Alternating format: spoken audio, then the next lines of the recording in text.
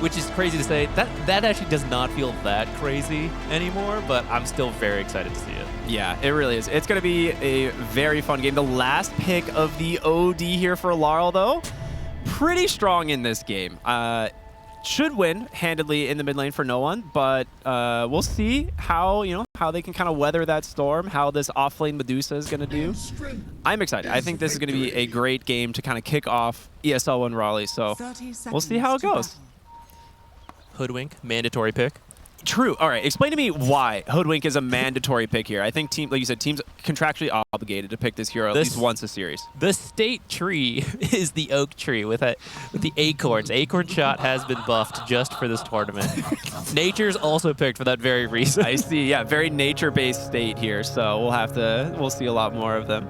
As Paravision actually smoked up here on the top side of the river, maybe looking for an opening, but with Rue on the wraparound, going to make it a little bit difficult. Yeah. So they'll just back away, get the rune. Not a bad start. Opening with the 3 bounties. Yeah, I'm pretty interested to see how this support Slark is going to do. I think a lot of people are probably pretty interested in how Slark support's going to do. He took the other facet, I think Dark Reef Renegade. For those of you who don't know what this one does, because no one ever takes it, when you are still affected by your innate, the regen going, you apply negative armor on hits. So I think what we're going to see him try to do is weave around the trees a lot, and that means every time he hits Miposhka, he's getting some negative armor in. So it's like free Blightstone, essentially, and it stacks as long as you keep weaving in between the trees. So very cool idea, along with the old Slark support stuff, Death Shroud, pounce on people to set up Ice Blast, I guess. That's going to be a first time for a support Slark setup on the Ice Blast that we'll see.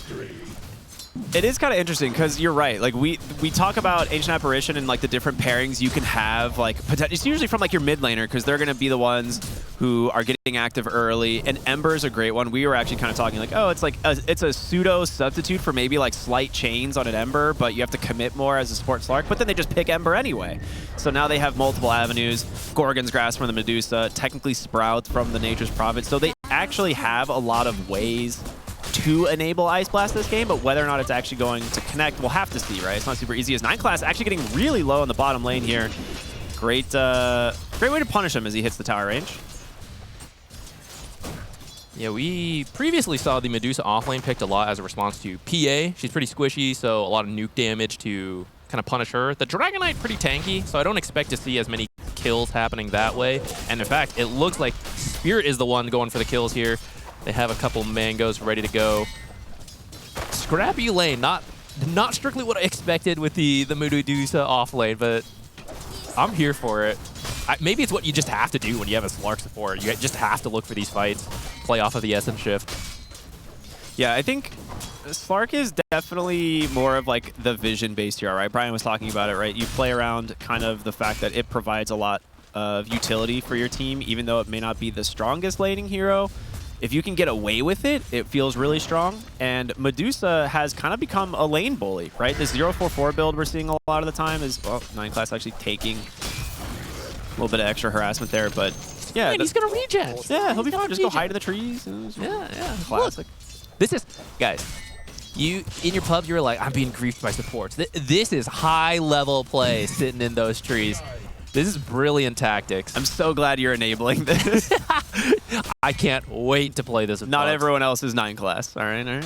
No, we'll see a battle for the Lotus, though. Actually quite important, and Slark actually should be fairly good at bullying out the Hoodwink. So, yeah, it works out. I think overall, looking at the lanes, like, pretty even CS-wise. Like, no one's really pulling ahead. It's been a little bit quiet. Like, trying to keep my eyes on the different health bars. Like, no one's really getting too low, except for like that one attempt on a 9 class, but I think the mid lane should start favoring Laurel as we get more and more levels on the OD here.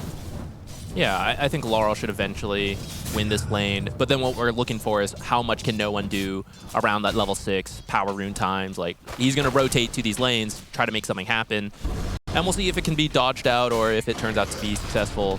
The other hero, Gorgon's Grasp off the mark, should be okay here. Really nice bushwhack there from Miposhka as well, but Radon should be able to make it back to the tower. He's got a raindrops coming. He's like, all right, I can't deal with that anymore. The snake spam ends up becoming a little bit too much to deal with for most heroes. Even though Dragon Knight's typically sturdy, it's the physical damage, right? So you're getting a lot of harassment from the Medusa. I mean, that's the interesting about the Slark too, right? Yeah. Like, the tankier the hero, you're like, yeah, more stacks to steal. So it's kind of a cool idea. I'm not sure how much negative armor is being applied. It's like 2. It lingers for 2 seconds, so I think, yeah, maybe you can get a couple auto attacks in, and then it's starts gone resetting. again. Yeah. So you're getting like 2 minus armor. I mean, that's honestly, that's like a free life bad, zone. yeah. Yeah, it's not bad. You take those. Better than the leash that you don't even have, so. Yeah, true. But yeah, I think for the most part, I think if you're Paravision here, you're kind of playing around the Medusa timing with the Ember Spirit, I think, right? You're looking for that early Meteor Hammer, which we've seen be the build. Rue gonna TP out towards the mid lanes. They're actually gonna look for no one prior to hitting that level 6. In comes the shards, but a great chains turnaround as now 9 class on the Slark. Hits on the bounce, but not enough damage to follow it off, so they will just back away. Dude, fear that support Slark rotation coming in. Alright, still no first blood as it turns to night, which Slark's got the bonus night vision, and you'll know where people have wards, or at least where they see you. I mean, maybe there's a hero or something, but it should give Paravision, like, this should be the start of them having some advantage in terms of vision, which then might help the Ember make a successful gank coming up here. Probably around the 6 minutes, we'll see I'm sure 9 class will go back for the power rune. Probably all the supports will go for the power rune, as is customary. Radiant's bottom tower is under attack. Radiant are I'm scanned. really impressed by no one. He's actually pulling ahead in this lane, and yeah, the Ember, like you said, when he gets his level 6, which he's about to have, if he has it for those 6-minute runes, you can actually expect, you know, a pretty easy kill at one of these rune fights. But whether or not 9 class makes it there in time, it looks like no one from the side lane wants to bother at this point. So who's gonna win the 50-50? Of course. It's the Embers. Gets a shield rune. But not the best like ganking rune really early. You can dive towers with it. That's like usually what we see if you want to try and make a first blood. But yeah, not the most value. You'll take it though. Yeah, refill the bottle. You got it, they don't. It's good enough. Yeah, I agree with you though. I am surprised Ember is doing this well, but I feel like I've been saying that a lot. So maybe I just need to readjust my understanding of Ember. I know he's got tough matchups like the Huskar, the Monkey King. You'd think OD too, but then every time we tune in, it's like, oh, he's got more CS and levels than how you feel he should. I think people just have gotten really good with Ember and keep finding ways to make lanes work. Yeah, I completely agree. 7-minute Wisdom Shrine is a big objective, so Ducalis no one going to make their rotation here, potentially zone out the Tusk, but this is one of those things, like a lot of times we'll see the mid laners make their way over for these runes and collapse. Spear's going to connect into the tag team, a lot of damage here onto the A, but the first blood, who's it going to go to? The Snowball should do it, and that will be it. Rue getting first blood here on the Tusk, as no one will have to back away. And who's winning on the other? It's just 9 class and Maposhka going head-to-head. Yeah. You will definitely win the long game here on the Slark. A lot of damage there, actually, from the neutral, but he gets the return kill. Okay. Very well done from Maposhka. Yeah, they get the kill first at least. DM getting it on the Medusa, which I think is really important if you're running this off-lane Medusa. It's weird to say. I mean, as a carry, it's like, oh yeah, ultra late game, but as an off-laner, it feels like there's a timing. You have to get the Meteor, you have to be this wall that they can't get past, and just pressure towers, and if you fall too far behind, collapse. Oh, nice bait on the teleportation, but Rue's here as well. They're like, we're going to protect our Mars. That's actually a really nice response from Spirit, bringing in OD as well, which he should get the last hit here if they give it. Yeah, they do. Definitely want to boost Laurel here as we get into the mid-game. That's one where if you commit, you get the kill, but maybe you die right after, so... That's probably a classic Nature's play. You're like, I got this kill, and then you immediately die. Yeah, probably a good call from Satanic. You just lose the AA, and it's... Yeah, that was like 4 heroes, you don't feel too bad about that. Actually, rotating down here, Radon pretty tanky.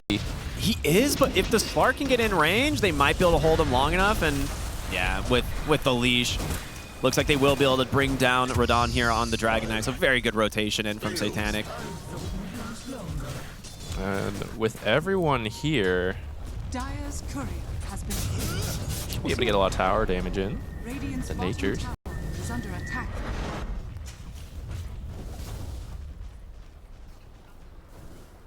All right. Well, let's see what they can do. Radiant's bottom tower has fallen. Come and fight me.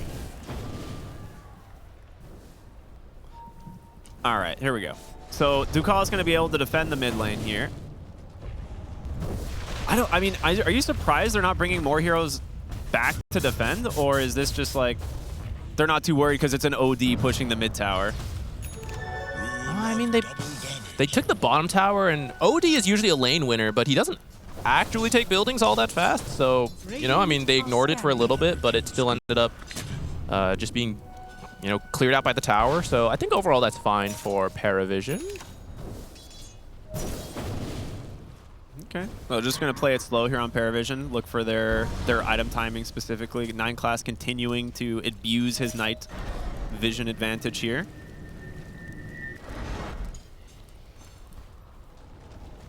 I feel like support Slark is one of those things that, especially coming out of the last couple of patches where we were seeing more like Riki and Bounty Hunter, like and Night Stalker, it's kind of a natural progression in terms of like your, you know, comfortability in playing these types of vision-based heroes. So for 9 class, I feel like this is just right up his alley. I mean, it's up his alley because it's not a normal support. Yeah, I guess that's true. Ace Rune going to be picked up here from no one. Will be put to use. So they're going to look for Radon here. Great stun from the Ogre. What? Okay, Slide Chains connects top lane. Arena on the Satanic as well. They're going to grab themselves the first kill onto the Natures. A save from Laurel here. As they're going to continue the chase. No, he'll just Remnant away, and now looks in like Ducalis might be in a rough spot. Nah, DM's going to come over, bail him out with Slark as well. He'll be just fine. This might give away their ward, though. So we'll see if Spirit wants to make like a play to try and deward that.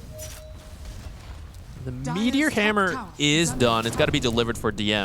So, oh boy, here we go. We're ramping back into the mid lane, though. Ember's going to rejoin the fight. 9 class takes a ton of damage from the Sanity's Eclipse, and Satanic with his rotation in. The Sprout helps Leech on that cold feet, and they will grab themselves a much bigger kill, though. Satanic, this is what we're saying. You TP in, you get focused instead, as Radon's going to claim his kill.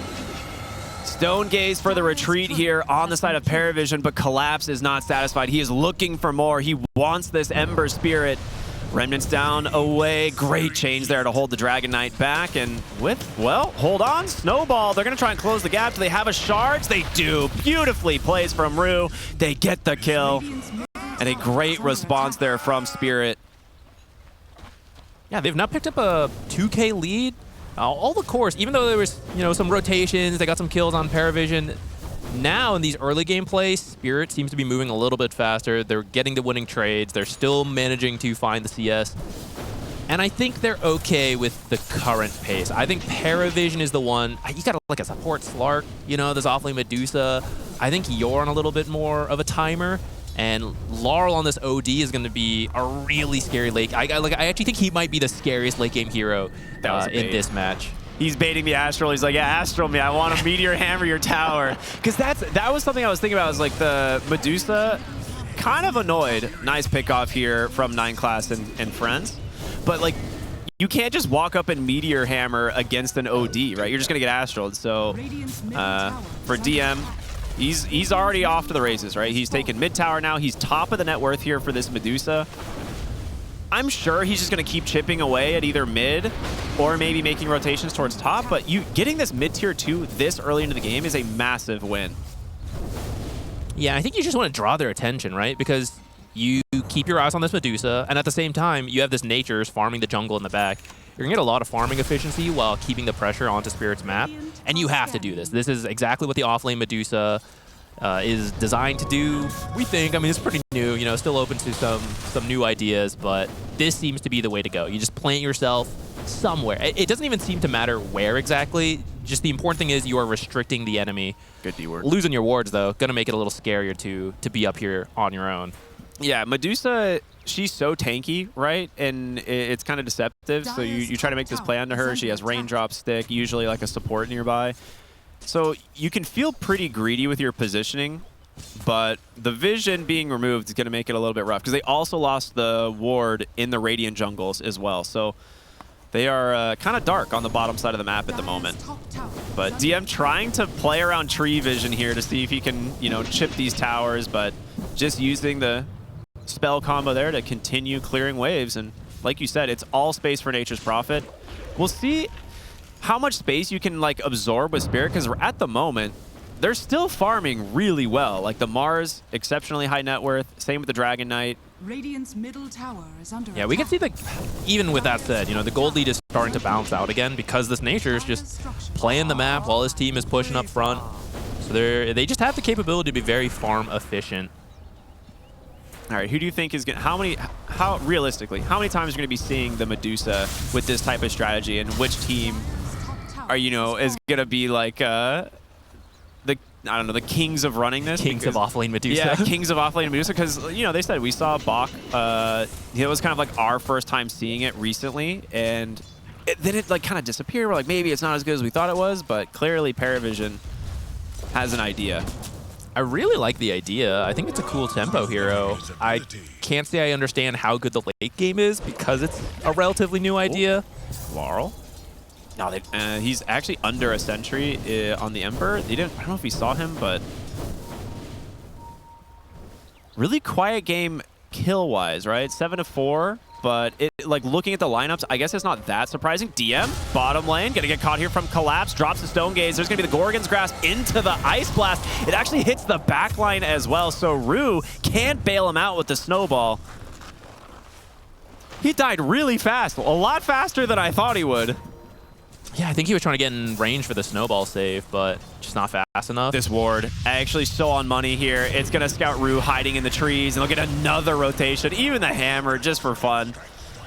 Dude, that's the support. Slark placed that ward earlier after making sure there was no vision on him. And I think he's scouting another one out right now, trying to triangulate his position. And we hit the 15-minute mark, right? So those two kills lead right into the first Tormentor. In terms of shards, I feel like both are pretty dang good this game. Ducalis is going to Dude, I want to see the support Slark. Come on, let's see the strength. You know, Yeah, the Depth Shroud is actually a really cool idea. But Slark is a horrible farming hero, so getting it for free would actually be really nice in this early game, especially versus these ODs who, you know, he wants to astral you, prevent you from right-clicking. He wants to do a lot of right-clicking himself. The Depth Shroud would have been a really neat idea, and will eventually. I'm sure we'll see it at some point. Yeah, I think overall, I mean, you can't be upset with Ice Blast Shard. That thing is so good still. Which, Ice Blast, speaking of, a little off the mark there, but it does open up for the Meteor Hammer onto the tower once again, and 9 class just going to continue to play aggressive. And he can, right? What's the punish? He wants to do a lot of right-clicking himself. The Depth Shroud would have been a really neat idea, and will eventually. I'm sure we'll see it at some point. Yeah, I think overall, I mean, you can't be upset with Ice Blast Shard. That thing is so good still. Which, Ice Blast, speaking of, a little off the mark there, but it does open up for the Meteor Hammer onto the tower once again, and 9 class just going to continue to play aggressive. And he can, right? What's the punish? You have to Sanities this hero, and then you're like, all right, I Sanities Eclipse the 4-position Slark. All right, well, hold on. No one actually in a little bit of trouble here. Astral's going to come through. Snowball off the mark, but he can Remnant away, and he will. So no one forcing a bit of a rotation here from Spirit. And see, this is the style. I mean, that time it was the Slark and the Ember, but Medusa was in front of the tower, chipping it away. The whole time, where's this Nature's Prophet hero? He snuck his way back to the top of the net worth. He has recently finished his Mjolnir, so we're going to see him just drop it on the treants, push the lanes. This is part of why it's been such a strong carry. I mean, this draft is so wacky that I'm having a tough time fully understanding who is going to be the happiest with the current state of the game. I feel like Paravision have to be like pretty content because the Gleipnir is coming out soon as well. That's true. I think once you have Gleipnir, your game gets a little bit easier. You're going to have to get like early force. I think OD already has his force staff, right? He like rushed it. He has a Hurricane. Yeah, so Hurricane Pike absolutely necessary here.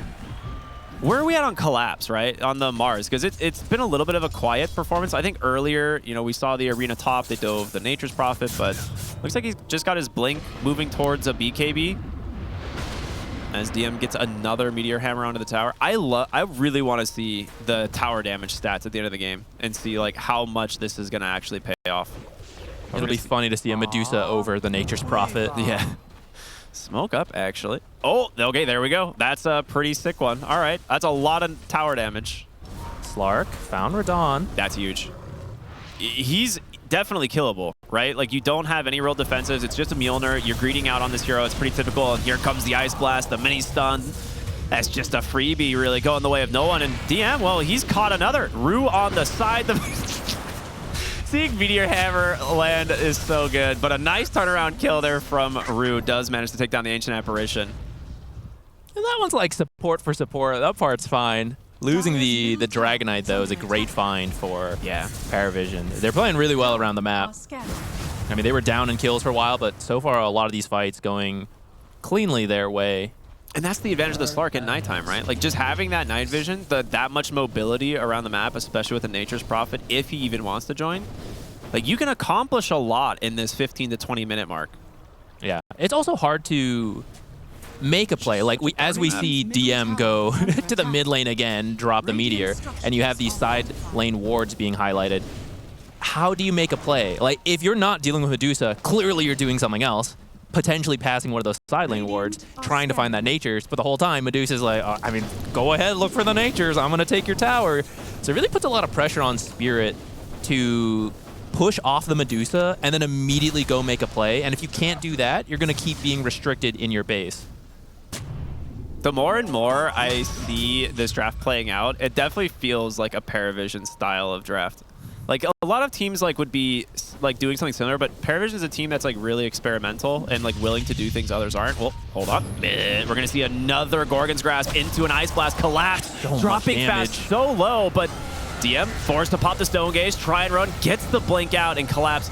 He might survive with this. Walrus Punch comes out, an Astral Save once again, but 9 class rotating onto the backside. Here comes Satanic as well, but Radon here on the Dragon Knight, now surrounded, however. His team can't get to him to help in time, and that's just going to be a great trade, but now they've managed to get the arenas, trap this Nature's Prophet in place. A trade on your cores, but with Ember TPing home, DM still plenty healthy. I think maybe favoring Paravision, but it's hard to say. I think they might be able to get more here with no one. As well, there's the chains. They have this Medusa lockdown now. There's going to be the Force Staff. Gorgon's Grasp not going to connect, though. I mean, Paravision, the thing is, like, yeah, we can say, oh, carry for carry, but they're on the Radiant half of the map. So even as you go even on kills to some degree, you're pushing their tower, right? Like, DM's like straight back over here. Ooh, scurry down the river. He's so fast. Huge plays. But Yules. Slark. All right, that's hype. Let's go. 9 class. Doing some cool stuff here. He's saving up some money. Let's see what he buys. He's got 1,200 gold. Is it shard time? I think like you probably want to go the shard fairly early. Like, imagine the Nature's Prophet getting arena'd there, and you just Depth Shroud him. Like, what do, right? Dude. You Depth Shroud the Treant so they can just hit the tower. How do you deal with that? That would be kind of hype.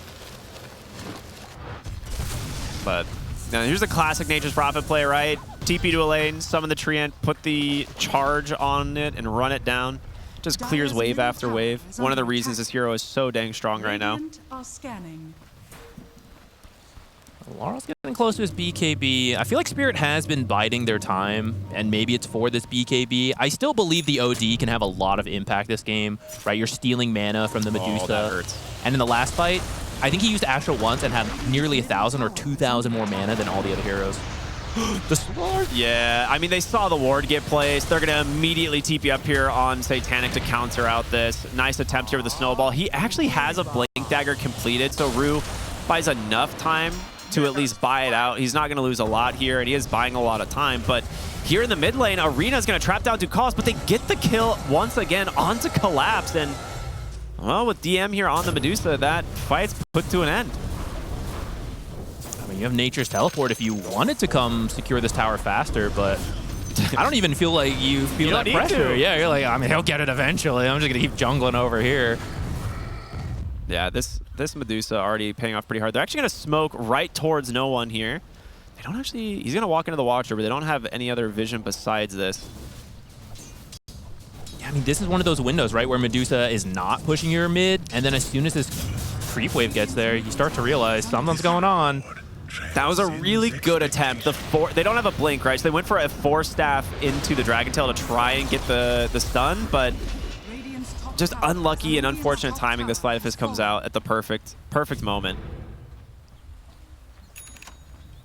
And they get the mid tower. Like you said, they try to make this smoke play. It doesn't work, and then Medusa takes your tower. So you're down now 2 sets of lanes, and top tier 2 stands. I'm sure the Medusa will eventually make her way up there. Maposhka will get the TP out here on the Hoodwink, finishing up that Rod of Atos. But look at the gold lead, man. Up to 8,000. What is 9,000? It just keeps like snowballing here for the side of Paravision. I mean, they've been finding a lot of kills, and you're always playing on the enemy's half of the map. So that's the thing, right? Like, the Natures is always just free farming his own half, and you're splitting the Radiant farm. So 70% going to Paravision ways, 30% to Spirit, let's say. And just over the course of 24 minutes, that builds a lead, especially as you keep getting kills. Like, it was like 7-3 earlier, and now 13-10. So they've been picking up all the kills lately. Gonna find another here onto Tusk. No way out of this. Yeah. Really good find, and even now DM's just gonna chase up onto the high ground, see what he can find. Laurel throws out the Astral, so we'll make enough space for them to get another retreat, but we're on our way to a Scythe of Ice now for the Medusa. She's already got the Mystic Staff, so it's not gonna be too long before we see that, and then suddenly that BKB on the Medusa maybe is not the Medusa, I'm sorry, on the OD is potentially not enough to save you if the Hex comes out first. Yeah, this is where the sample size of offlane Medusa games is still pretty small. She has seemed the strongest as this Scythe finishes up, and that seems to be like the timing you want to win around, because after that, going for damage feels a little weird, as if you're... Oh, that hurts. I mean, it was a good attempt on the pushback, but now it looks like Paravision happy to play aggressive. It just switches over to Knight, and Root up here onto Collapse, taking so much damage here from the Medusa, as well as just this Ember Spirit burning him down. He's dying. It just feels like he's not even tanky. And they get the D-Ward thanks to the Slark. Looking for more. In comes the Gleipnir, and now the Ice Blast is going to connect. Radon stands no chance. They get on top of 9 class on the backside, but there's the Depth Shroud. Sandy's Eclipse comes out, forces the BKB out of Laurel, but Spirit is crumbling. They need to get Laurel out of here. Stone Gaze will not connect. Very good TP out. I mean, Laurel's scary, but he can't do anything. The Depth Shroud's coming out. They're just ignoring him, kiting around the fight. I mean, it's also tough when you're 12K behind at 25 minutes. This Medusa strat, we weren't sure where it was going to play out, but the combination of Medusa pushing towers and then Slark winning the Vision War, getting all these side lane wards out, it didn't have an immediate effect, but I feel like for the last 10 minutes, we have just seen Spirit not be able to find any plays, and that is a really creative way to use these heroes. 470 building damage is the highest we're going to see on Spirit right now. And I mean, you can see it on the map, right? They've taken top tower, and it was Collapse after the Nature's Prophet dive. They haven't really touched a tower since then. So, really good movements from Paravision. Who got that shard there? Slark already got his, so that one went to the Ember Spirit. That's a pretty good one. We take those. So BKB done on Collapse. I mean, the thing is when do you commit the BKB in this fight? Like, it has to be you opening with the arena and then the BKB in response, right? If they just keep getting these free Ice Blasts onto you, I don't know how you survive. You might have to open...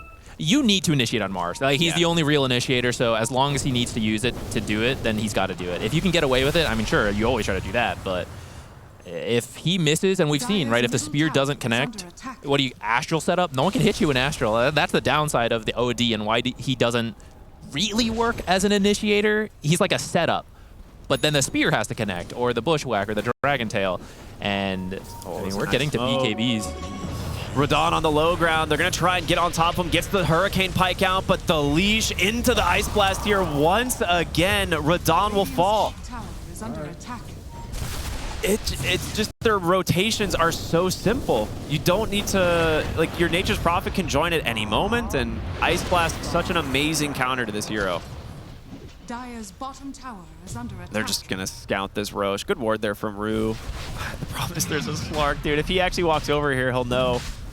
They might see him because he actually has an observer, and I think it's seeing through the trees. It definitely sees him through the trees there. Wow, what a niche little observer to find him and snowball an attempt to try and stall this one out, but Rue will once again give up his life here to Paravision, and they get the D-Ward on top of it. And there's your Scythe completed. And Roshan, I don't see how you contest this one. I mean, Rue was the one trying to contest. You know, he's going to blink steal it, hopefully. So this should go straight over to Paravision, and I imagine we just start seeing them set up in front of the base. I mean, not the Natures, of course. Nature's going to be farming, but Medusa just sit there with the Meteor, and as soon as a fight breaks out, we'll see Satanic come in. So Satanic should be the one who takes the Aegis here, right? So we'll like do exactly what you said. Like he can TP in, and now he can aggressively TP if a fight actually starts and not worry about, oh, I've been arena speared, I'm gonna die. Like he has the second life. Now 9 class helps set up another kill onto Miposhka. There's just no safe base on the map. Like, if there was a heat map for Spirit's positioning, I feel like it's really sad, this game. You would think Medusa is a Radiant hero for where she's been. Yeah, probably. Same with 9 class, right? I feel like they've just been on the enemy side of the map the whole game. Yeah, and I mean, credit to Paravision. We were talking about them being a creative team and comboing the Medusa off lane with the Slark.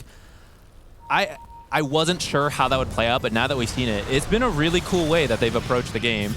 Another Astral, but it just delays. He dies so dang quick. No one with another kill here for his Ember Spirit as Laurel should be able to survive. But you just lose another ward on the map. Is there any? There's one ward up for Spirit outside the tier 1 bottom. That is it. Do we have a Slark dewarding stat? Dude, it's all of them. I mean, this is... It's been memed, but it's genuinely 9. Oh my gosh. That is far more than I actually expected. That's I mean, look at his net worth. It actually is reflected in his net worth. He's so farmed this game. I mean, I didn't do the math fast enough, but I think that's like 3 times the amount of D-wards on the side of Paravision, and that goes to show exactly why it's so hard for them to... Oh yeah, we got all the stats.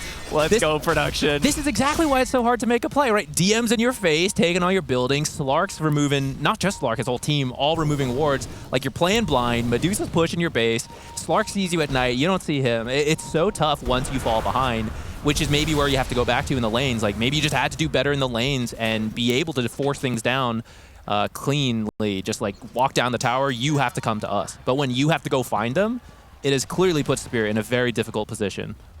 So 9 class is also queued up a Scythe of Ice, which is definitely not where I expected his item build to go. I love support Slark. This is super cool. I mean, they're just looking for an opening, right? They do have some saves on the back line, right, with the Tusk if they can get there in time. But it looks like they're just going to finally settle for that top tier 2. Now, all 3 lanes exposed. Collapse is all by himself. There's the Yules. I mean, he has to BKB and run, right? I mean, this is the first time we've really seen it, but at least he's not dead. Yeah, but now makes your initiation so much more difficult. Exactly. Now it's going to be so much harder to jump in the fight. Now, fortunately, the next fight's probably a tier 3 defense, so you have the advantage there to quickly blink arena. But after that, you're getting caught by, I don't know, Gorgon's Grasp, maybe just a Hex or a Gleipnir. And in fact, if they're fast, especially now that 9 class is just about done with his Scythe, now when you try to blink initiate on Mars and you don't preemptively BKB, you're going to get hexed if they see you.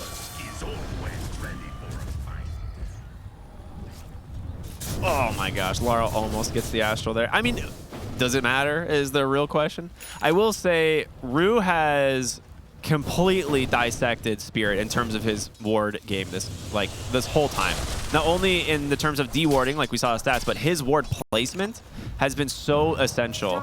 9 class. Yeah, I'm sorry. No. Well, I don't know what maybe I meant 9 class. You were looking at Rue. I was about 9 class. Yes, talking about 9 class. Speaking of Rue, though. Oh, blinked out. How long can you get away from an Ag's Embers? Good old Blade Mail. Love that. Maybe 10 more seconds? Well done. I find it interesting, Paravision, very patient here. I really thought they would push a little bit more with this Aegis. I feel like they're strong enough to just sit in front of the base if they want, but they've seemed content. Just keep finding kills everywhere on the map. You have 1 minute left? I feel like you could. It's all up onto the Dusa, right? Like, the Dusa has to start getting the Meteor Hammers onto the towers, but it's a little bit more difficult to do because you can get Speared back, you can get Astraled, but speaking of, we might see the exact... Well, I think Collapse was hoping for the Spear back. Now a little bit afraid to stick around, but it's at least a way to protect the tower. And so maybe just a farming Aegis. They put 6,000 gold in their pocket since they picked up the Aegis, which is... That's a lot of gold. That's a lot. I mean, that is an entire support's net worth on the side of Spirit. So that's a rough way to put it, man. let's not think about it that way, I guess. Yeah, I mean, so here's the question, right? You're at this offlane do, so you've got a lot of utility. Do you start transitioning into core? And you also have a 4-position Slark who can transition as well, doing some interesting stuff. And yeah, she's got a Mjolnir queued up. Here we go. It's just time for Medusa to become a late game carry as well. I have another idea, but first, Smoke. Smoke from Spirit. Collapse. His smoke's gonna pop right. Oh my gosh, what a sick read from No One. And 9 class on the bottom side gets the, okay, he actually gets the ult off. We'll see if he can actually buy enough time Yules into Depth Shroud perhaps, but yeah. In comes Satanic onto the high ground. The Scythe is gonna be able to catch themselves. The Dragon Knight, Radon on the run. Walrus Punch will put Satanic into the air, but where's the damage from Spirit? Radon has to just head for the hills. I don't think he's even going to get away. This is the hardest working Dire creep here, keeping track of him. There's no Stone Gaze. He has to be able to BKB TP. But yeah, it's like, that's your BKB contribution in this fight, which just hurts. Mid lane, collapse. Oh my goodness, that damage. Oh, he thought he had a window to quickly push out mid, but this is the fast teleporting natures. He's got a 3-time strength treant here. Maybe a little too far? Baiting, BKB doesn't survive with a Satanic. Really good response though from Spirit. As they're gonna buy back now on the Hoodwink, looking for No One on the Ember, but getting quite far away. He has no mana actually for a Remnant. The OD making it potentially difficult. Looking for more. Now TP's out. Paravision only losing to the Nature's Prophet, but how much was that kill? That had to be a ton of money. 1,000, 2,000. 2,000 gold. All right, that's about appropriate. I mean, we had a series of events there. So first we see some strength to the Slark. So much survivability on his own. So when you run into him, yeah, you feel like you got to get something, but instead it just buys time for the rest of the team to show up. Collapse tries to push out mid, but the fast rotation from Paravision kill him. And then actually the fast rotation from Spirit then kill Satanic. So that actually saved their base because he had the level 25 Treant, and he was about to destroy Barracks if they didn't kill him right there. No One has no Remnants. Yeah, we've seen him. He's been spending all of them over the last few minutes, and, well, Depth Shroud from 9 class trying to save him. Hold on, Ice Blast. Can they get something in return? Maybe just Rue. Astral will buy him some time. DM trying to come in and finish the job, and, well, we'll see if they can get more. Playing some Ring Around the Tree here as Vaposhka trying to get away from this Slark, but for how long, we'll see. Spirit back, another Astral, this time onto the Medusa. Radon held in place here from the leash. They've got us around here, and DM's starting to lose a lot of the mana. This would be a massive kill if they can get it. Nature's Prophet's still dead for 8. They try to feed her the Lotus, but DM isn't going to actually survive. He gets out. You're kidding me. They just can't finish off this hero, and Radon will TP, collapse under his BKB, but Satanic pops his own, and a second. Oh my goodness. Once Satanic's back in the fight, it's over. Spirit at least managed to get out on Radon as well as Laurel, but a costly chase. It would have worked if they didn't have that healing Lotus. Yeah, we see the replays. It was actually a little bold of Paravision to stay. OD and Dragonite do the damage. Just in a lot of these fights, they're being kited and not being able to attack, but 5 versus 3, you have a little bit more of a window. That's why Medusa gets low, and they would have finished the kill. That's why they committed to it. But someone had a Lotus. It's 9 class, I think. I think 9 class has a Lotus here. So we'll see DM's mana get very low. Yeah, it was 9 class. Just walks over, basically a full heal, and able to walk away after this. That's a really nice play from the Slark. With that, another Tormentor falls. And actually, everyone's got their shard, so that's just money. Free gold. And then second Aegis is up. They're setting up for it right now. So then maybe this is it. You know, you wait a little. Sure, we could push on the first Aegis, but the second Aegis, it'll have the banner. It'll help with this push. You got way more tools to work with now. Yeah, the Medusa actually switched up her build a little bit, going Parasma now, but either way, it's like you're still transitioning into like a right-clicking core. Greatest steal in the world? Gets silenced. I mean, that would have been hype, getting the Aegis steal, but very potentially costly if they can actually grab the OD here. Laurel does have his BKB and Refresher, which you definitely don't want to commit both, so we'll just BKB TP. They do manage to find the Hoodwink here up onto the high ground, but quickly killed off by Satanic's Nature's Prophet. So both supports dead. Not going to be an easy defense here. Radon, all they see is Courier. Yeah, he has to TP now. You know, I gotta say something I hadn't thought of. OD, one of the ways we've seen him contribute a lot is you just delete people with your ultimate. You know, in the late game, you got 2, 3, 4,000 more mana than your opponent, so you refresh your double ult, you just kill people. There are a lot of intelligence items on Paravision, so they still have less mana than OD, but it's not that bad. Not it's as much as you expect. Yeah, it's not in that one-shot range. Yeah, and it makes the Scythe on a Slark make a lot more sense now. Is they're going to drop the first Hex now? Looking for a great chains on the backside here from No On Ru on the run. Ice Blast, it will connect onto Laurel. That's the green light. They want to try and finish off the OD, the refresher, into the second BKB, but he gets Stone Gaze. The whole backline just melting here as the second Sanities will take down No One. They're going to buy themselves more time here against this Nature's Prophet, but I feel like it might not be enough. Great bushwhack here. The base seemingly belonging to Paravision. A lot of Ashl's. Okay, he's building up a lot of mana. But yeah, oh yeah, there's still just the 25 Treant here. That's the real MVP. That's the real base taker. I'm telling you, Nature Hero is buffed. Yeah, that's true. Buff for Raleigh, you're right. Protect your Treant, Death Shroud it. Meteor Hammer comes out. One lane of barracks down. Protect it. Looking for more. Dude, it dies so fast. I mean, you have to wait for your Tusk. Like, he's kind of your initiator. Your Mars doesn't have an arena. You could look for a Spear back, but you have the Slark, right? Who can just kind of bail out any hero. And with the TP out from Nature's Prophet, that is Paravision's full retreat now. They're looking to get aggressive here, seeing if they can find anyone. Bushwhack does connect on the Ancient Apparition, but they jump onto the backside. The Yules actually dodges the Spear, catches 9 class, and now with Medusa back, as well as Satanic, they're going to just finish off Collapse. A little bit of damage is all they need. They get him. Miposhka can't really do much here. Just staring off on the back line, throws the sharpshooter like, guys, I think this one might be over. 4 dead on Spirit as the Dragon Knight's gonna respawn. And the Hex will catch him at the end of the day. Miposhka won't even be able to survive. Double buyback though, Spirit not going out without a fight. The turnaround hoe. Can 9 class just keep him in bay? The Stone Gaze was holding him out for a while, but in comes Collapse, the Great, the Arena Spear. They've got 2 massive kills. Now the Medusa's second life here. We'll see what they can do as Ember's coming back. The Ice Blast coming through will connect onto Radon, and Satanic still got that BKB ready to go. Collapse on the back pedal. Pops his BKB to try and survive. Ru goes in with a nice Walrus Punch, buying some space, but now No One's turn, holding them back, letting the Nature's Prophet do the work, and with that, some diebacks going the way, and Spirit last-ditch effort with that Senes Eclipse, but it is a 4v1 here. The GG's come out, and Paravision with a beautiful draft here will walk away with the victory. And so we'll see if Radon has a better strategy for handling it this time around.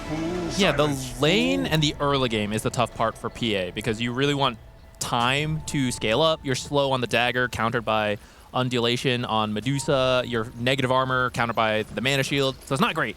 But later, all you do is huge amounts of physical damage, and that is a great way of dealing with the mana shield. So we have seen the early game go Medusa, and then the late game go PA. Paravision had a pretty good early game last time. Can they do it again? You've got a lot of strong early game heroes, and I mean they were ready with that techies when they saw that PA. You know, I feel like they're cooking. They know what's up. This is again like very much like up the alley of Paravision in terms of the draft. I actually really like the wards currently placed from Spirit though. Like they've got vision on both sides of this mid lane river, so getting a little bit of idea of where they're going. Smoke's gonna pop here, so 9 class we'll just zone them out. Looks like should just be an even trade for the runes. Phantom Assassin likely not gonna stick around here too long. Now, one thing we were talking about, a lot of magic damage. I mean, they talked about this on the panel. Spirit is bringing a ton of magic damage to the table, especially with the amplifications from the Ancient Apparition and the Elder Titan. You actually had a really good idea. How are they planning on handling this with with what they ended up drafting on Paravision? Well, the pipe seems good, but it's really dropped out of meta, and who's going to build it? And then they go for the silencer instead. So rather than potentially dealing with the magic damage, you're just gonna, no magic damage if you can't cast spells. So this time it seems like Spirit, last game they struggled with the vision and the fact that Medusa was pushing their buildings. Medusa's gonna try to do that again. Oh wait, 9 class? Falling pretty low. Very close. There's a dagger coming out, but gets the fog on the trees, so he'll be okay. Sorry, yeah, continue your point though. This time, they should have an easier time making plays, but it's going to come down to the silencer. How quickly does he see it happening and global and break the combo, which Spirit's got a lot of combo stuff, right? Ravage or Sleep, setting up the Epi channel and then the Ice Blast, giving Radon time, pick the right target, crit him, whatever. So it feels like if Spirit finds the right initiation, especially if it includes the silencer, should be a clean fight. But if you don't find that, the global's coming out, you have to survive through that, and then you can probably take the fight again after that. Yeah. And I like the draft overall from Spirit. I do think they're on a lot of comfort heroes. Laurel, very skilled on the Sand King mid. He was one of the people who was running this hero, honestly, before a lot of others. Like, a lot of people weren't really comfortable with the Sand King mid. Laurel had no problem, it felt like, taking this. Last game for Paravision, they had this Ancient Apparition. We talked a lot about how they've got a ton of different setups. I don't feel like Spirit's really lacking in that either, right? You've got Stomp, you've got Dead in the Water, eventually coming out from Collapse. You have Burrow Strikes. So they have multiple ways of enabling the Ancient Apparition, which kind of feels like a necessity a lot of the times when you pick this hero. Yeah, I think it's important to have, and I'd especially look for the Sand King. Like, that combo sounds great once you get probably a Blink Dagger online for the Sand King.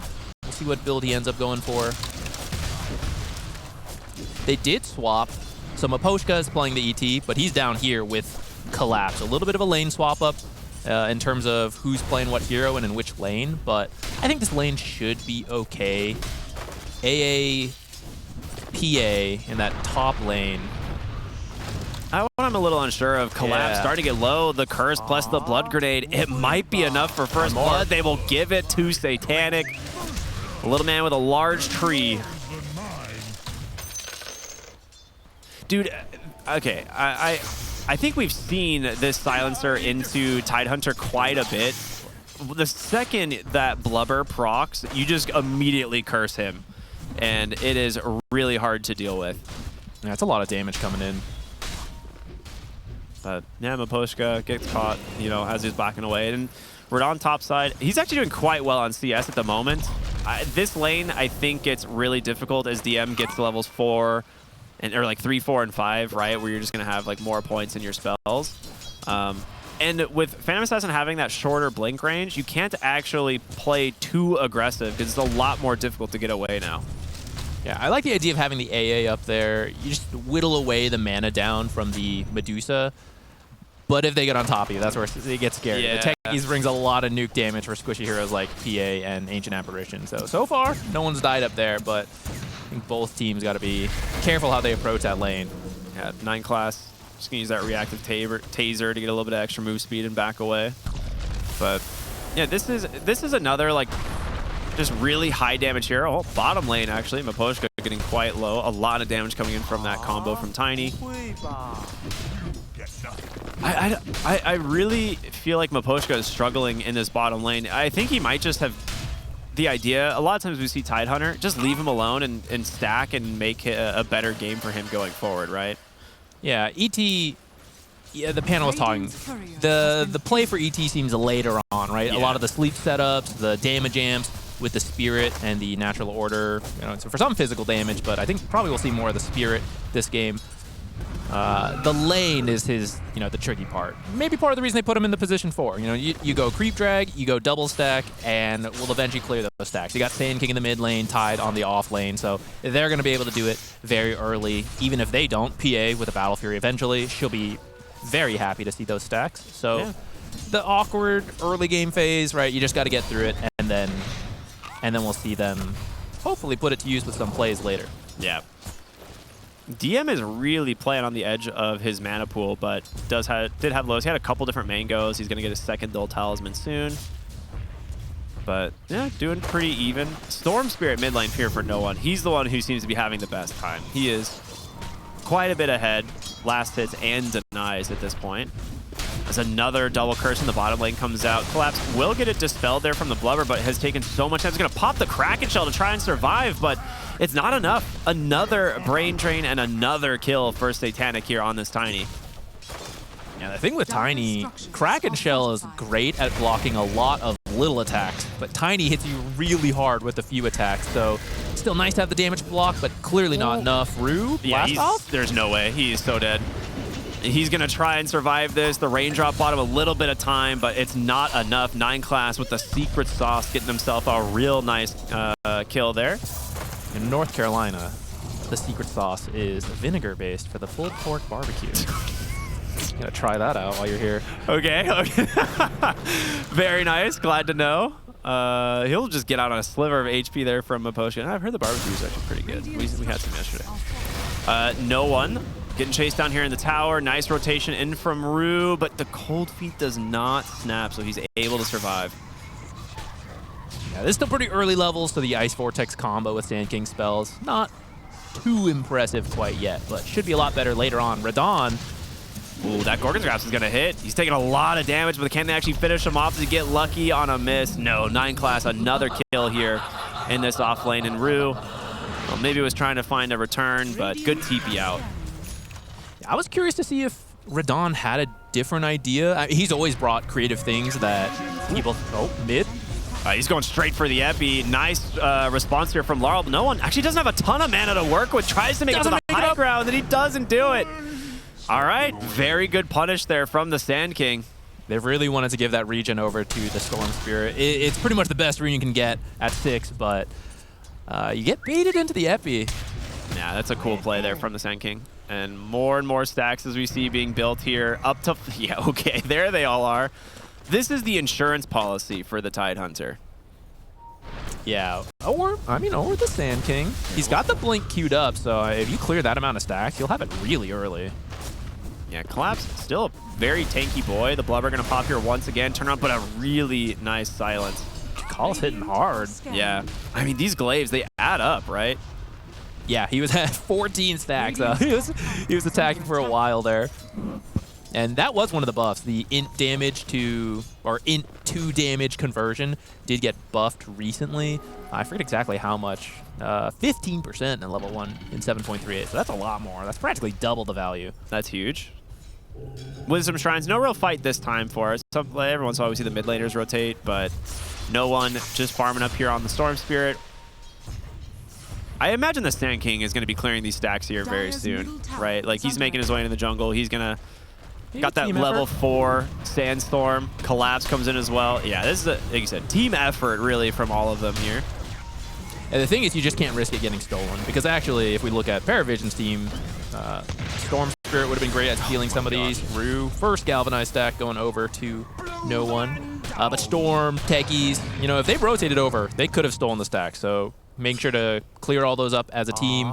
That is the ET's way back into the game, right? He's spent all his time stacking, and if he gets nothing out of it, you're going to be so far behind. So we actually see with the stacks done, it's actually an even gold lead. In fact, a little bit towards Paravision. So that was really important for them to secure that. Yeah, with that kill, Sand King's got a pretty substantial net worth advantage, and getting to that Blink Dagger is a pretty big timing for them because you need to have that kind of initiation onto the Storm and then have that Ice Blast follow-up. Or really anybody that you want to try and kill, right? Like, you need Laurel to get to that blink at a pretty good time. Top side, Phantom Assassin is no longer allowed to lane here. This is usually what ends up happening. The spell spam gets too overwhelming. Radon's got himself the Cornucopia, and he will just sit in the jungle. They're actually going to bring a lot of extra heroes up here just to grab this tower as soon as possible and start moving further into the enemy side of the map. And where are we on that Meteor Hammer? How far away are we at this point? Pretty close, just a...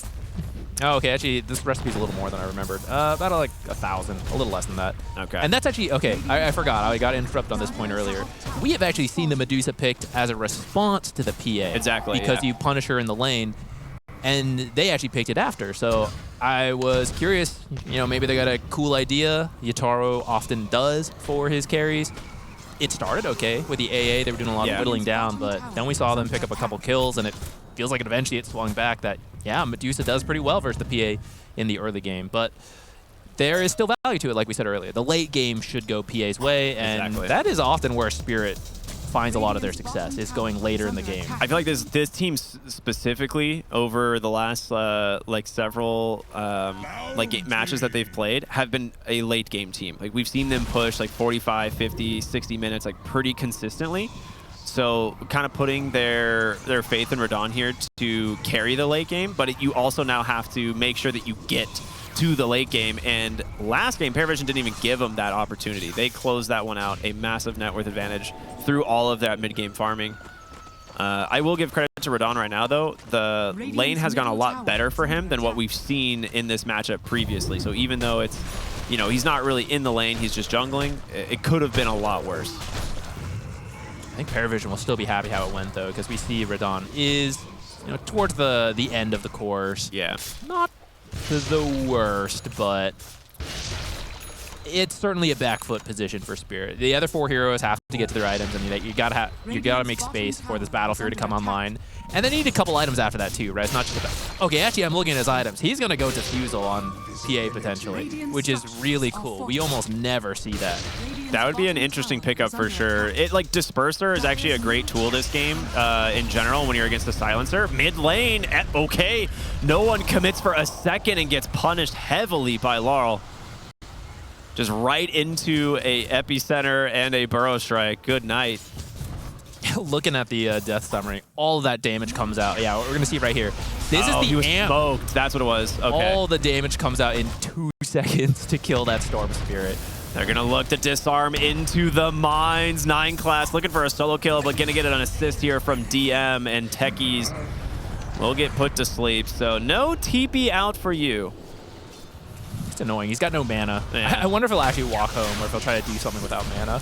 All right, bottom lane. Collapse is kind of doing the DM roleplay here. An immovable object in this off lane. Avalanche comes out. Eventually, they should be able to whittle him down with a Storm Spirit, and they do. It goes to no one. He gets himself another Galvanized stack as the Meteor Hammer shenanigans of topside begin. Similar to last game, they try to set up wards for the Medusa. You actually want to let the Medusa be alone as much as possible, just because she's so annoying to commit on. And if you actually have the vision advantage behind her, and they don't know if you're actually behind her, puts the question on you, like, can we commit to this Medusa and kill her? There's going to be a huge commitment, and if there's anyone behind her, we might get punished for this. But do we just ignore the Medusa, meteoring all our buildings, now coming to mid, literally under the tower? No creep, she does not care. Right? This is now the question that is on Spirit for probably the next 20 minutes before I would say PA flips that matchup, and now threatens, like, if you show to me, I will kill you with physical damage. Yeah, so they're gonna, definitely just give up the tower and instead gank Satanic bottom. Dead in the fountain, I think? He's dead in the fountain. That's so close, yeah. Very good kill. So they use the haste rune that they pick up there on the Sand King, and you're like, yeah, we can't stop this Medusa from getting our tower, so we've got to get something. We saw them make a similar play last game, but it didn't connect. The gank didn't happen, and you end up just losing buildings for free. So already a better showing from Spirit here in game 2. Yeah, it was a lot harder last game with that Slark finding all your wards. Exactly. But yeah, it's just DM going to be doing the same thing over and Double over. hit. Yeah, that's a really good use of the Gorgon's Grasp and a quick tap in from Ducalis. Getting a little bit more on that brain drain. Meteor Hammer comes out. Burrow Strike here onto DM. He's still got the ult available. 19 wand charges as well. He doesn't care. He's chilling, like you said. Tickled. Yeah, I mean, you have Global as well to follow it up. There's so many tools that they have to bail DM out if they need it. Dude, mana draft is so good on Medusa. It even got nerfed, that it's still so good. Yeah. Her mana pool is huge, and the fact that it's percentage means it scales. So at a level tier 2, you may still keep it. All right, they're gonna full commit here. It looks like they want to bring in Collapse. In comes the Spirit as well. If it can sleep, this would be perfect, and it does. There's the Global once again. DM will escape, and, well, you didn't get any big spells out of Spirit, though. So we could see them make another attempt here if they really wanted. 14-minute power rune will end up spawning bottom, and it's an amplify damage. So not too bad. Meanwhile, 9 class setting up a potential kill. Oh, it's just almost solo kills. It is a solo kill for 9 class there. Classic mid contribution, last second, trying to snipe the kill. Yeah, I mean, we've seen 9 class do this before. He's so really good at techies. Yeah, this is like one of his signature heroes for sure. He's just rushing Ags though, which is not an item I would have expected. Smoked up here from Spirit. They're looking for someone. It's the blink reveal. You'll find 9 class. Not a bad kill as he just hit his killing spree. So a little bit of extra going their way. You're obviously looking for Storm though. This Techie Zags is an interesting idea, though, because now imagine Medusa, and for how much trouble we've talked about her, how annoying it is to go on her, and now there's a minefield sign behind her. All right, they will finally commit here once again. Everything being dumped, even the Ravage. DM will finally die, but the turnaround here, potential as they go in here on the Storm Spirit. Collapse, falling low, pops that Kraken shell, surviving for a while, but will they chase for more? Doesn't look like it. So a 1-for-1 trade. The offlane for offlane. I mean, actually kind of even, but you're making space for Radon. He's the only hero who's not here. So he's getting a little bit more off the map. Though if we also think about the spells required to get that 1-for-1, Oh, true. that was like everything from Spirit, which to be fair, earlier they baited the global and nothing happened, so they make the play now with their spells. Now it's Paravision's turn. Global should be up any moment now. Yeah, 7 more seconds, and now it's your turn. Like, we're way stronger than you with spells, so we can go for whatever play we want. Yeah, that's actually a really good point. With Tormentor time. Yeah, we're just about to hit Tormentor. Both teams kind of making a rotation down here. Medusa probably going to come through the Twin Gate if they have a little bit of vision. Speaking of vision, good ward there placed from Aposhka. We'll scout out a little bit of what's happening here as 9 class yoinks the Arcane Rune. Can you fight this without your ultimates? I guess you have Ice Blast. That's really good for Tormentors, but I think you just no big ult and then global. Yeah, you just scout with the Spirit, hope for a stomp, and then Ice Blast follow up, right? I think that's like your only bet. But yeah, everything just a little bit too far. 9 class will get clipped. They get the Ducalis sniper or silencer as well. All right, sniper is Rue this game. He's the op main. He's got him. All right, at least you get something for that. But the shard going, who was that silencer? It can be hit or miss. It depends how many kills you get and how much intelligence you end up stealing. Oh, they're going to find DM here once again with the long sleep. Radon's going to be able to rotate in and just beat down the Medusa. This is the counter we talked about on the panel, right? You don't really wake up until you burned you don't wake up until you burned all your mana pool, right? So it takes forever to bail her out. Yeah, though I see an interesting change to his build. Last time it was Meteor, Gleipnir, Scythe. He's got the Meteor Atos. He's going to go over to the Blade Mail now. So maybe if you can activate that. That's an interesting idea. Blink there from Lara. We'll set up a kill onto Ducalis. I mean, there's a lot of uncontrollable damage from Spirit. Like, once you know they're committing on you and you pop that Blade Mail, what are they going to do? Not Epicenter if it's already going? He is not. He's like, oh, that was so avoidable. Oh, no. That's good. I love that. We all feel that. Oh, a flurry of couriers flying over no one. He's happy about that one. Dire's turret has been killed. Radiant's top tower is under attack. A little bit slower pace from DM this time. I think that ET pick has proven to be pretty tricky for him, and the fact that he's died twice already has shown us that it's working. So he's been more scared to be up on his own. Last time we just saw him constantly using Meteor on the towers. So he has to play a little more tricky, right? Has to make sure he's getting the Meteor Hammer from the tree lines. There's no one there. Double TPs to the bottom lane. They have that ward that's been there for a while, scouting the Tiny. What's happening over here, guys? Yeah, they have no idea. They're okay. So they just TP'd bottom. I don't think they're going to find him. Speaking of Tiny, Satanic has really started to pull away in the net worth. He is having a great time. Picked up the Shadow Blade. He's a natural Silver Edge builder in the late game, but we're going to see a fight potentially break out. Laurel blink dodge, gets the Burrow Strike anyway. The global silence is out, but Satanic needs help. Stone Gaze going to make a little bit of space as well, but Tiny about to shatter, but under the cover of the Silver Edge, he makes it for now. Can they actually close the gap? For now, they'll let him go, and now turning their attention on over to 9 class. Honestly, a pretty good escape from Satanic. I really thought they would Ravage sooner to get the Tiny. I guess, I mean, he was so close, right? They thought, like, we can finish and save the Ravage, but a little bit of a miscalculation. You get 9 class instead, so it's something, but I mean, you wanted the Tiny kill. Yeah, I think absolutely. Radiant's bottom tower is under attack. Dire's top tower is under attack. Ducalis going for a Midas here on the silencer. He's like, I got my shard early, guys. I kind of want to scale. I don't know about you guys. Only had 4 brain drain stacks, but maybe envisioning a long game. Oh, Storm. Needs to be a little bit careful here. They do have a ward. Laurel with a nice burrow strike. Atos into Ice Blast. They get the silence. No one. You need to run. There's a Yule Scepter right on top of him. The sleep just barely off the mark. TP out. Is it enough? It looks like he'll survive. A sliver of HP. Good escape there from no one. You know, last game we talked about how the Medusa and the Slark was this combo power. You know, Medusa pressures the building, so you have to focus on her. But if you try to slip down the sides, Slark had been winning the vision game, killing your wards, setting up his own, so he could see it all. You don't have as easy of a time removing enemy wards this game, but Techies has been placing a lot of mines on the sides. So it's kind of a similar approach that if they are ignoring your Medusa, they might run past your mines. In this case, they can actually address the Medusa thanks to the ET, and I think that's made the game harder for Paravision, but actually kind of a cool idea of how perhaps they're approaching these Medusa early picks, that you combo it with some kind of vision hero that lets you see the other parts of the map more than the enemy team anyways. Yeah.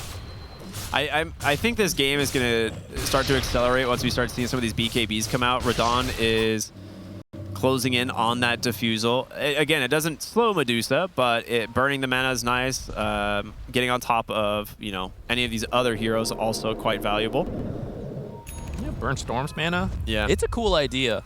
This is a really big smoke. Are they going to see them hit the Twin Gate? Is anyone... Oh, there's one person on the high ground. Yeah, 9 class will see them coming.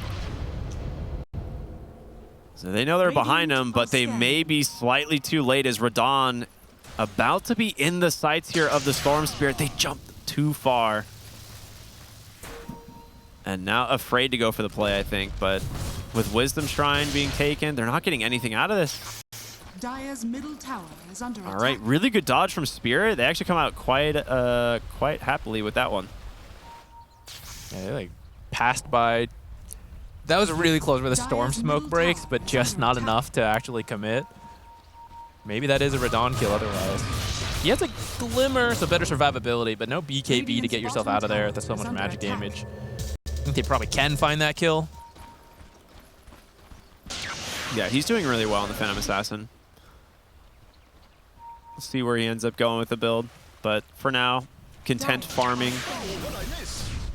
A 4,000 gold lead for Paravision is really not too much in the grand scheme of the game. It's really just the Elder Titan who's starting to fall a little bit behind. And Collapse went for this really early pipe, which does help them a lot in these fights. Like, we've seen how much magic damage is coming out from the side of Paravision, even just like techies alone.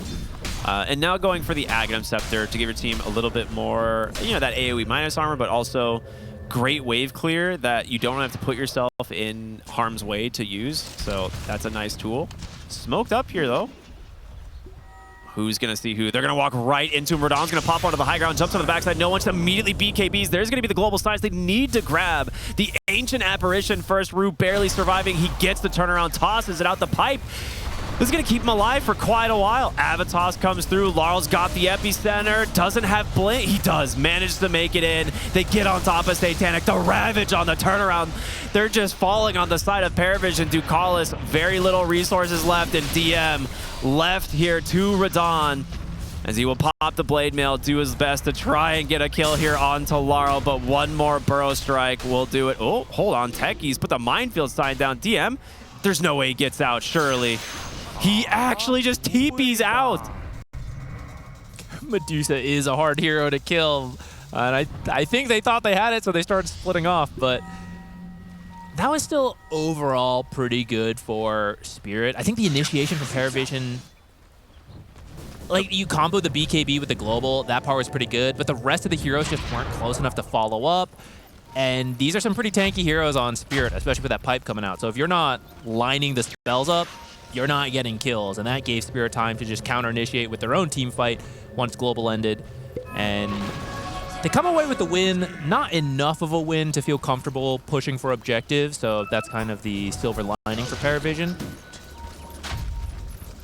I will say that pipe did so much heavy lifting. Like, it gave the Sand King the ability to actually blink while cursed from the silencer. It saved Ancient Apparition. Like, it did a lot in that fight. And topside here, Satanic Gonna get caught for the moment by Laurel. They got the dust on him, but maybe a little bit afraid to continue. Don't really know where Paravision are, but doesn't look like they're coming. Yule's into the Ice Blast. This will be a very nice kill if they can finish the job. Satanic can turn around, gets a return onto Miposhka at the last second. It will be a 1-for-1, but a very, very nice kill there for Spirit. Poor Miposhka. He's only got Tranquil Boots.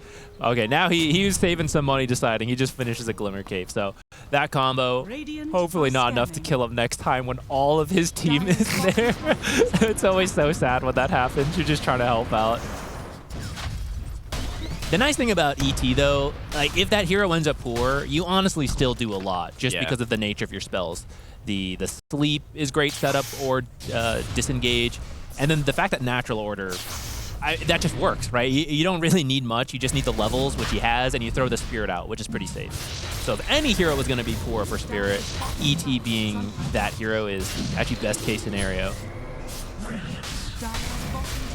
Roche attempt here from Spirit. Doesn't look like they're going to be able to figure this one out on Paravision, or they're just going to kind of let them have it.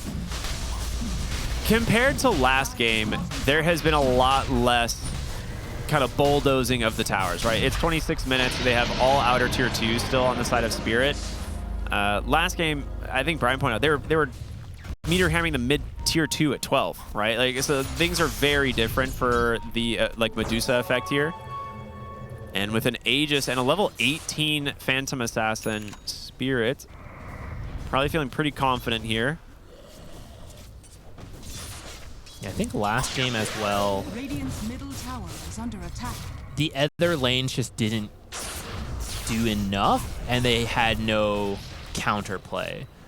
This time... Oh, God. All right, still a lot of building damage. Still a lot, but not as much as last time. Spirit, with this age, is going to look to balance those numbers a bit. How did his courier die? I actually don't. I literally don't understand how his courier died. I think it died to a creep wave, maybe. Wasn't it the Radiant's Anchor bottom Smash? tower is No, under attack. Ducalis is top. Oh, I have no idea. I don't know. That's his Midas. That hurts. Oh, that was the Midas? Yeah, it was the Midas recipe. Well, we're going to see Roche this time goes to Rue. Ancient Apparition Shard, quite good. BKB out here from no one. They just want to try and burst down the Tidehunter. Avalanche toss, but the Ice Blast connects onto the backline. They just have to give this fight up. Satanic's just going to TP out. 9 class planting mines on the run here. Looks like for now he's going to be okay, but this is why the Watermelon is so good right now. Yeah, he's so tanky with his build. Anchor Smash to reduce the physical damage of the Tiny, the Pipe to reduce the magic damage from everyone else. That was essentially 5-on-1, you know, and they were too scared to commit further onto him. Yeah, and they committed BKBs, right? Like Storm and Tiny BKB'd for that kill, so this puts Spirit in a really good spot. They know that they have the team fight advantage already with just things like Ravage and Epicenter, like those Blink Burrow Strike openers into Ice Blast is pretty much a free kill now, or even just dead in the water into Ice Blast since these heroes don't have BKB now.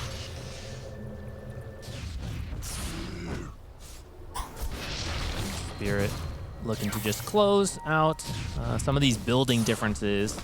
Now taking the lead, actually, with that bottom tier 2. And I think they're pretty content going forward. It's an even game right now at 28 minutes, but we were talking, we think PA wins in the late game. I think her physical damage is enough to deal with the mana shield, especially since she went to Fusel. So I think you just keep farming here. Yes. Tormentor eventually, second Roche, you know, just repeat that cycle and you go into the late game. Yeah, I think Spirit are very comfortable with where they are right now. Like last game, they had no abilities to like really move out on the map, make plays, get aggressive. This time, hold on, Collapse can't really go anywhere. Now he will have to pop the pipe, try and inch his way out of this minefield. All right, very fun stuff here from Techies. Radon also just face checking the high ground, trying to pop more mines. I mean, to be fair, that was like a minute and a half of time that the Techies spent putting those mines out. So you are just kind of wasting 9 classes ability on the map, and they do manage to connect on top of the Techies. They get him. All right. That would have been insane if he gets out from there. I mean, he TP'd out in the face of 3 heroes. Did dodge the burrow, but yeah, just not enough HP.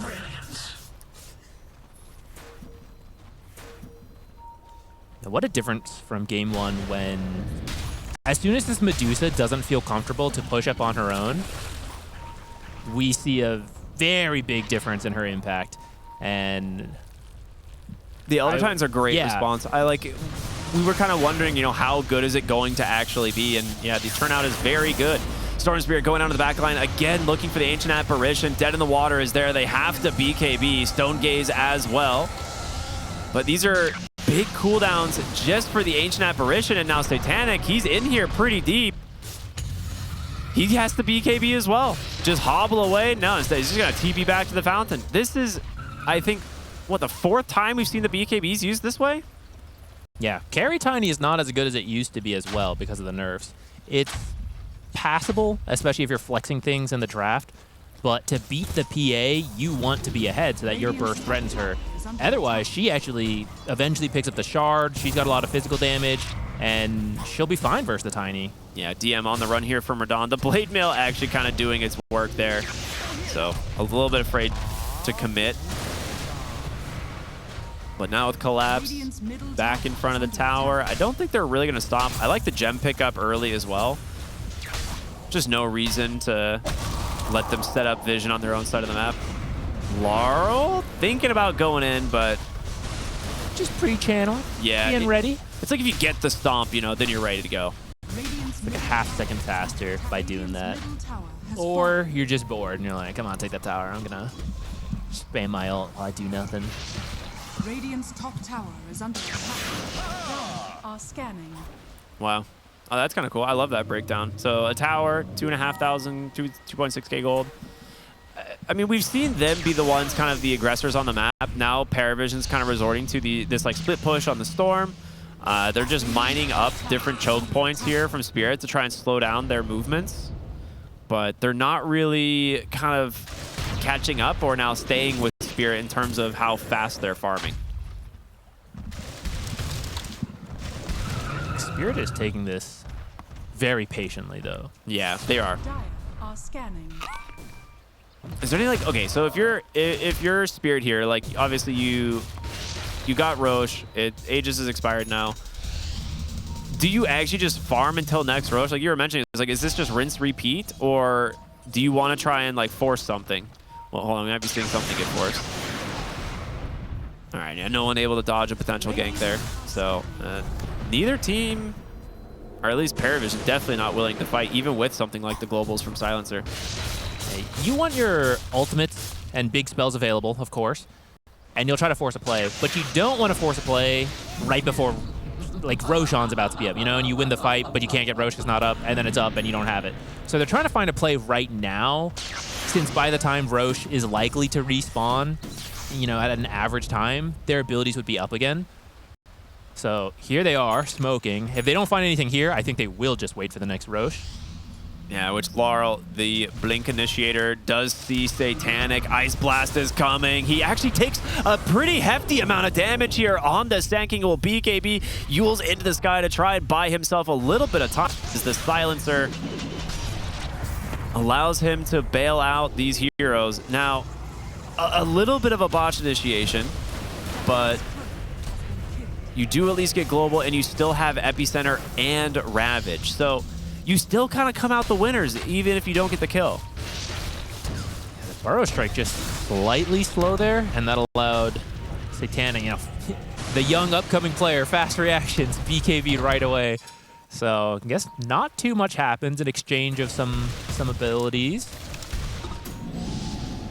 Yeah, it's like Tiny's gonna have to build so much burst here. Like the Silver Edge into Daedalus, the Harpoon. Like these are great avenues for actually killing the Phantom Assassin. She is burstable, right, during that Avatos combo, but having this Glimmer Cape and Satanic, if you don't 100 to 0 her, she will turn and probably kill you or your team. No one gets caught from the sleep here. There's a Haste Rune. They're just gonna deny from them, and well, that's an Ice Blast right to the face. He went from sniper to shotgunner. As long as you're getting the kills. Yeah, very good stuff. I think BSJ mentioned in the draft where he was worried about Paravision's damage. And, I mean, we're certainly getting there. Like, looking at this Medusa's build, she got Blade Mail, she got BKB. So, okay, she's now answered, you know, the sleep and a lot of the damage killing her, but are you doing damage in that time? And especially with Storm, right? He went Parasma. That is a lot of damage. But it's been tough. Like, he's the only one who can go in. And they're just dealing with it at the time. They're throwing every defensive barrier on, usually the Ancient Apparition is the target. And then it just takes too much time. His BKB is getting lower and lower. I don't know if these supports are going to have enough damage to be the scaling. And you're never going to get this break off onto the Tidehunter, right, to start the fight. Like, if you actually get, you know, the Silver Edge proc and Avatar, something like that, you could probably kill him. But he's got a gem, so you're just never even going to get remotely close to setting that up. So I will say, there's a lot of techies mines down. I think that's something a lot of pub players going to be familiar with. Maybe there's going to cool toss back, you know, like 4 or 5 mines. Suddenly you have negative magic resistance. You're getting deleted. I'll take your tribute. I can appreciate that. I would very much like to see some toss backs into the techies mines. You got the minefield ags as well. Yeah. You know? High ground scary. So Roche is up, right? And I mean, and Spirit's definitely aware of this. They've got some good vision here on Paravision side of the map that they can try and set up for a gank.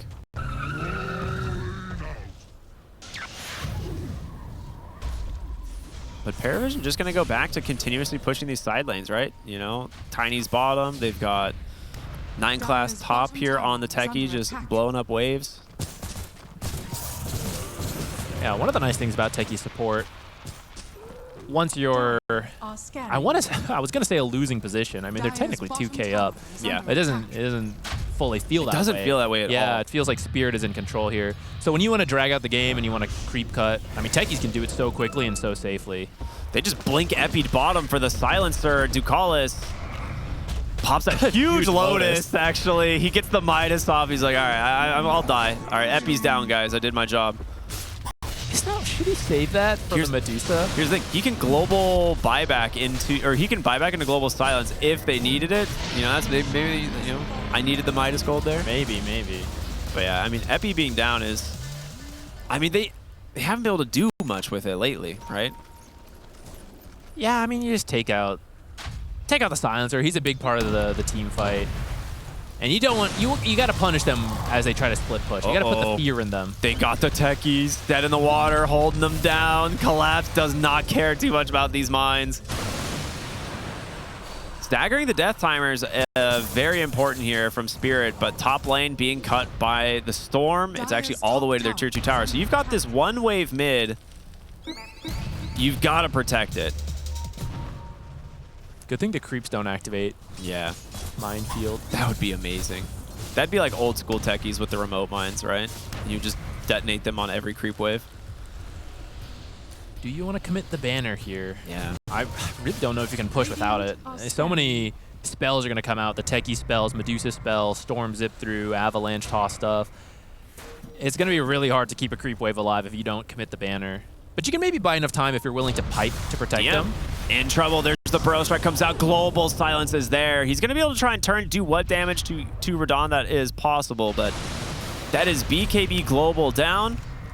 And you commit what? Burrow Strike? That is it. That's a pretty straightforward play from Spirit.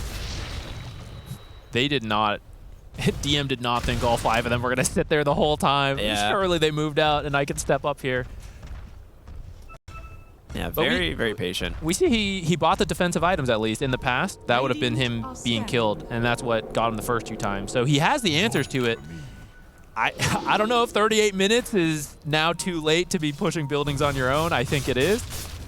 And that seems to be, you know, a success from Spirit in addressing what this Medusa did last game. Yeah, it's actually a really cool adaptation.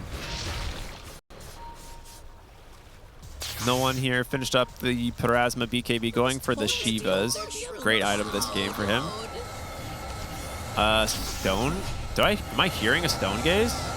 I am hearing a Stone Gaze. I think that was a misclick. That's an I mean, they didn't see. They don't know. Spirit does not know, but that is a really unfortunate spell to misclick.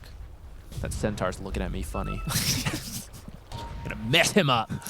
No one looking to cut the next wave once again here. I mean, it's not an easy dive here from Spirit. Like, 9 class has set up mines. They don't know how many, right? But they know for sure there are mines in this base.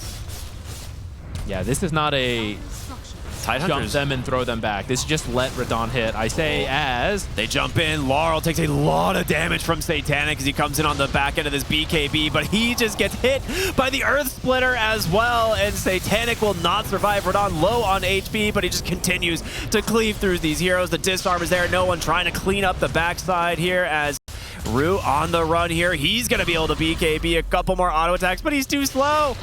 He can't survive. Forced to TP back to the fountain, and it will just be a 2-for-2 trade. I guess that works out, actually, because you did kill the Tiny, and you need Tiny's damage to get the return kills, which he used to kill the Sand King, but without him, I mean, you can maybe kill PA once, but maybe not a second. Oh my god. Okay, well, PA finds herself a very easy kill there on the Silencer, as no one's going to continue to try and poke and prod away. No more Satanic for about 15 seconds. The item, not the player. Player also out for a while. Yeah, player also dead for a good minute. All right, they will back away. They don't want to risk it. He's going to go heal up on the creeps before attempting another high ground push. I mean, patience has been the play for Spirit this whole game. They do not want to risk it. We've mentioned this, Atina loves to go late game, and it seems like this is not really going to be an exception. Yeah, we've just made it past the early game. We got 40 more minutes to go. Yeah, we're only halfway. Slow and steady. Sign me up for the 80-minute game at the first of the day. Let's That'd be go. I wish it had Slark support in it, though. That would be fun. I mean, at this point, I think Paravision's timing was earlier, but at this point, you got to go late, right? So the Midas on Ducalis is going to get more and more value. He's working on a refresher.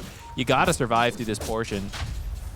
I do want to point out he hasn't gotten a single brain drain stack since like 14 minutes in the game. Yeah, he's been at 4. And he got the shard first, Yeah, too. and he got the shard first. So that is like, that makes it ultra sad.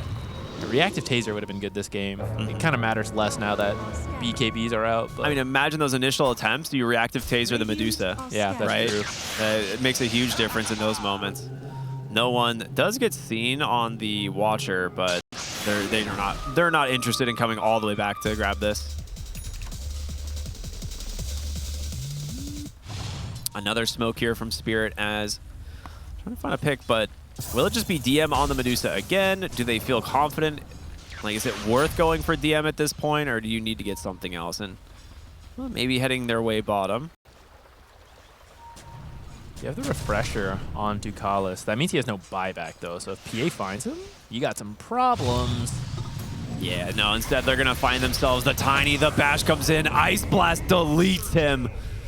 It's not even close. That is a long death timer for Satanic. 95 seconds without your Tiny. Now they're going for DM. And now they go for DM. Yeah, the sleep, the epi, the Earth Splitter, the mana. It's going down, but not as fast, I think, as they would hope. There's no one going on to the backside. Going to be able to try and grab Maposhka. Dust is out. Nice Yules, though. Buy him a little bit of time, but the chase not done. There's a Scythe.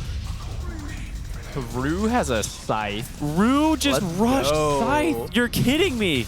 I mean, he's pretty rich. They've had map control for a while, so he actually has Glimmer, Atos, and Scythe. He's pretty rich. That's huge. Storm dead. He's going to buy back. Great blast off here from 9 Class goes in. Try to burst down this PA, and they get him. 100 seconds. Looking for Laurel now with his BKB on the run as DM under this chase here. Can they actually find this Sand King? It doesn't look like it. I mean, a worthy buyback and an absolute necessary one. Who did the damage? Who actually killed him here? It's just a combo of Parasma and Proximity Mines, all reducing your magic resistance. So if they can chain the PA, like she didn't get the BKB, and they were trying to take advantage of the fact that Tiny was dead, but she got caught. She got hit by every magic damage spell in the book, and her health just got deleted. Wasn't able to use any defensive stuff, and these aren't defensive supports. You know, there's no real save, just more barriers. But you've got no magic resist to the barriers, doing very little. I guess that's Paravision's way back into the game when you overcommit like that. I guess, you know, playing the, the patient high ground push, it makes more sense when you see something like that happen. As they're still smoked up here on Paravision, looking for another kill. They're just barely out of range of this Elder Titan. It would have been a great find, but Miposhka able to dodge it out. If you're lucky, instant Roche spawn, and maybe you can take it before PA's up. It's a very small window for that. Yeah, you'll have like 10 seconds if you scout it out. But other options here. Bottom side of the map. Tormentor, I think is like another minute. Yeah, it's like, it would probably be at least another minute. I don't even know if it matters that much at this point.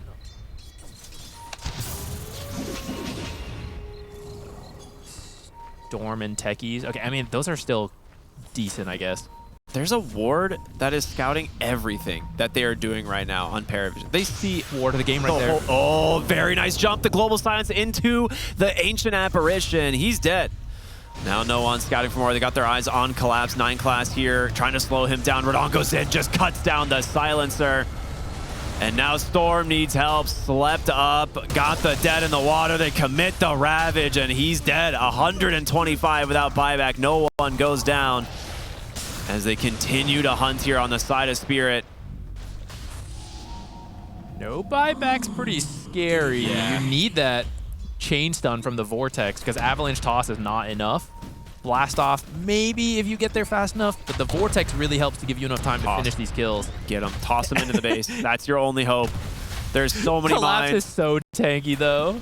Almost 4,000 health and a pipe. He also has Ogre Seal, which is a great tool for getting out of the base if something like that were to happen. Or further into the mine. Or further into the enemy base. Just turn him around, get him confused a little, you know?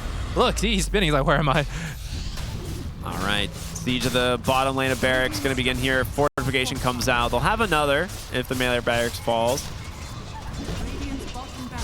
But you've got to get something here. With Storm being dead, this is your best chance you're going to get for a while. I think you take 2 Barracks. I mean, Or if you know Roche's up, you can go do that, but I don't think you do. they're so, like, I mean, Tiny has no interest. He's top lane just farming. He's trying to get to another item. He's going to TP back now. They come in. Nice stun here onto this Techies. They get him. Stunned. They get the kill right away, and Satanic just melts. He has a buyback. There's your global, but it's all way too late. This Ice Blast PA combo has done so much work. Stomp's going to connect, and Radon once again finds Ducalis. He is not done. Laurel with the epicenter going to do what he can. Satanic uses this harpoon, trying to stay on top of the tide, but the Ogre Seal gets him away. Big crit will take down this Sand King, but the Tiny, he's all alone. The Earth Splitter is there. Miposhka claims another. Radon into the fountain. He wants this game over. 4 dead on Paravision as Spirit will try to close out this game. Greatest hold in the world coming up here. 3 versus 4. Laurel's stun there was so good. He hits Satanic before the BKB comes out. No one. No. Oh, he's trying to find Rue so bad. He needs to take down these supports. The Scythe is massive, but he commits the BKB in his entire mana pool as well. And with this, another lane of Barracks. Yeah, I mean, he doesn't do damage. Yeah. This is on BSJ said in the draft. He's like, you gotta have damage, and you might not on the side of Paravision. They just play for late game. All right, well, I thought they'd only get the second Barracks, but now with these additional kills. Oh, that's a lot of mine damage, though. Quick reset. Yeah, you need to find an opening here and soon on Paravision. Otherwise, your game is over. They're going to jump in here on no one, try to make them follow up here with the Techies, but the Scythe into Ravage Ice Blast. It's perfect. Spirit, they've done it. They take 2 more kills as the Medusa will follow a full wipe now on the high ground. She's going to buy back the 1v4 now, the 1v5 as soon the Sand King will join.